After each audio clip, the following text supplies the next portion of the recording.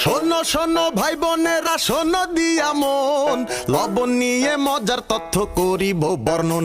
আহা করিব বর্ণন। তুচ্ছ করো না তোমরা লবণকে আজ, এক সময় লবণেরই ছিল ভারী কাজ। এই যে স্যালারি পাই আজ মোরা সবাই, জানো না কি শব্দটা কি করে এলো ভাই?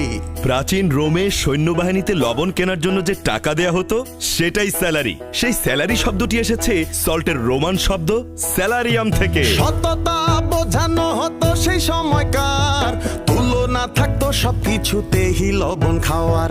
অনুগত থাকতো সেনা রাজারও প্রতি, করেনি কখনো তারা রাজ্যেরও ক্ষতি। যার নুন খাই তার গুণ গাই প্রবাদটি সেই প্রাচীন আমল থেকে চলে আসছে, যা সত্যি অনেক গুরুত্বপূর্ণ আমাদের জীবনে। আলী বাবা 40 চোরের গল্প সবার পড়া, লবণের গুণে চোরের সর্দার পড়েছিল ধরা। ছদ্মবেশে চোর সর্দার এলো দাওয়াত খেতে, লবণ ছাড়া সব খাবারই চেয়েছিল পাতে।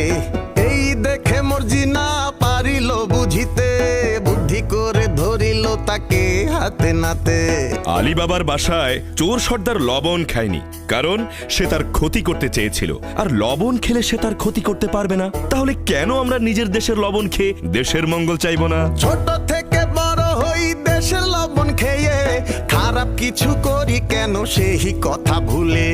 দেশের জন্য রাখবো মোরা মনের ভিতর টান, কাজ করিব 10-এ 10 রাখিতে দেশের সম্মান। দেশের জন্য ভালো চিন্তা ও ভালো কাজের ক্ষেত্রে সব সময় থাকতে হবে আমাদের 10-এ 10।